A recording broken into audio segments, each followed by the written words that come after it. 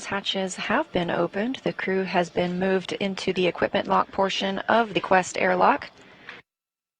A new history-making day for Sultan Al Neyadi. He's the first astronaut from the United Arab Emirates to conduct a spacewalk. In total, this was the 261st spacewalk in support of space station assembly, maintenance, and upgrades. It was the fourth out of the space station this year, but the second for Expedition 69.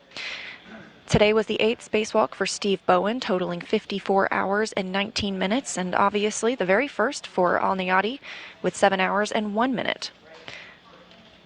That was today's spacewalk total time, but in total, with those 261 spacewalks, that is equal to 69 days, 3 hours, and 24 minutes of spacewalking time.